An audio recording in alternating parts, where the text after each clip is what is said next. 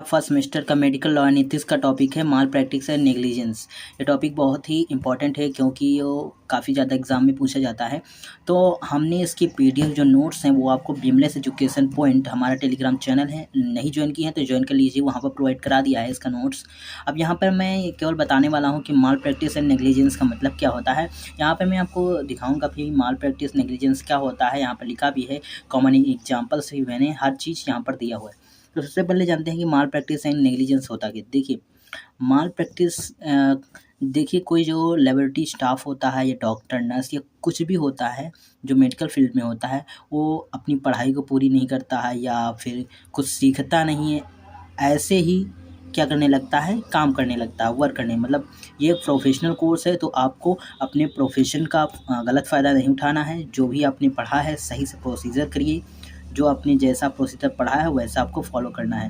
मतलब रूल्स जो दिए होते हैं रूल्स के अंदर ही काम करना है, रूल्स के बाहर आपको काम नहीं करना है। ये होता है माल प्रैक्टिस। अब नेग्लिजेंस का मतलब क्या होता है। देखो नेग्लिजेंस का मतलब होता है लापरवाही। जैसे इंजेक्शन किसी और को लगाना है, आपने किसी और को लगा दिया। दवा कोई और देनी है, आपने मतलब आपकी गलती, आपसे कोई गलती हो जाती है, लापरवाही हो जाती है, जिससे पेशेंट को क्या हो जाता है, नुकसान हो जाता है। माल प्रैक्टिस नेग्लिजेंस में दोनों में नुकसान किसको होता है, पेशेंट को। क्योंकि हम अगर कोई भी गलती करते हैं, गलत प्रोसीजर करते हैं तो ही पेशेंट को नुकसान होगा, गलत दवा देते हैं तो भी पेशेंट को नुकसान होगा, या गलत ट्रीटमेंट करते हैं तो भी पेशेंट को ही नुकसान होगा। तो माल प्रैक्टिस एंड नेग्लिजेंस का मतलब यही होता है कि पेशेंट को ही नुकसान होता है। तो इसलिए माल प्रैक्टिस और नेग्लिजेंस को ध्यान में रखते हुए हम लोग जो गाइडलाइंस हैं उनको फॉलो करेंगे, उनके रूल्स को फॉलो करेंगे और अपने वर्क को एकदम सही से बनाएंगे। ओके, तो यहाँ देख सकते हैं माल प्रैक्टिस में यहाँ पर हमने लिखा भी है, इसको आप लोग पढ़ लीजिएगा या फिर हमारे पीडीएफ नोट्स हैं उसमें से आप लोग पढ़ लीजिएगा। यहाँ पर देख सकते हैं, यहाँ पर नेग्लिजेंस की डिफिनीशन भी आप लोग स्क्रीनशॉट ले सकते हैं या फिर पीडीएफ आपको बीमलेस एजुकेशन टेलीग्राम पर मिल जाएंगे। ओके, फिर यहाँ पर है हमारे सामने some common examples of malpractice and negligence. Common example कौन से हैं, देखिए मिस हैंडलिंग ऑफ इक्विपमेंट। जैसे इक्विपमेंट है आपके पास में,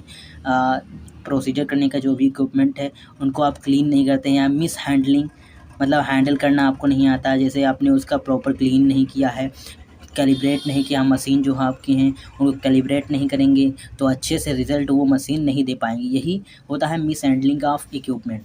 lack of proper training and supervision. देखो इसका मतलब होता है प्रॉपर ट्रेनिंग। आपने जब ट्रेनिंग के दौरान आपने सही से सीखा नहीं होगा या फिर सही से पढ़ा नहीं होगा तो आप कैसे सही से काम कर सकते हैं। ओके, तो सही से सीखिए, सही से ट्रेनिंग लीजिए, तब जाके आप वर्क करिए।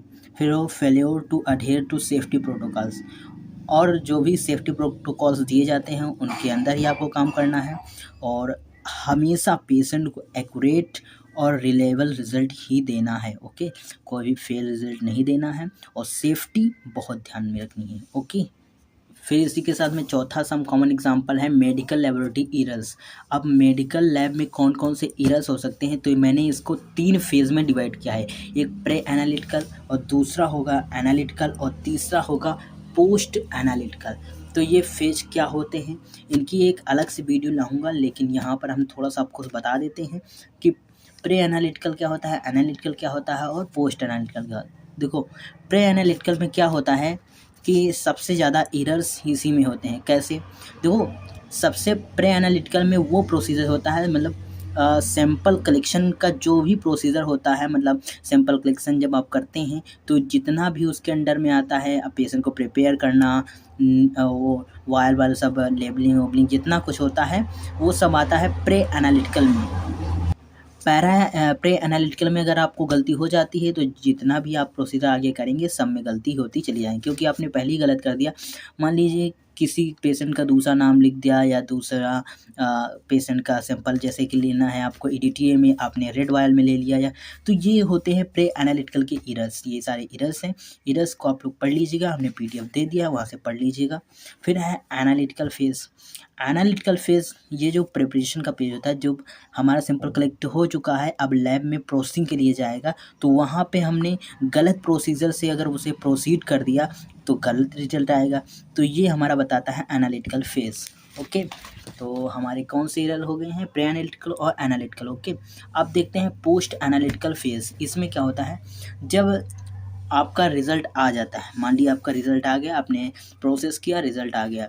अब रिज़ल्ट में जो आप रिपोर्ट करते हैं, प्रिंटिंग करते हैं, तो वहाँ पर आपने मिस्टेक कर दिया। जैसे नॉर्मल रेंज अकॉर्डिंग आपने किया, वहाँ पर जो भी निकल के आया है उसको आपने ध्यान नहीं दिया, कुछ और ही लिख दिया, या आपने कुछ और बटन दबा दिए कीबोर्ड का या कुछ भी। जब आप प्रिंट कर रहे हो तो ध्यान में रखिए कि आपने जो वहाँ पर रीडिंग देखी है सेम टू सेम रीडिंग आपको वहाँ पर लिखनी है।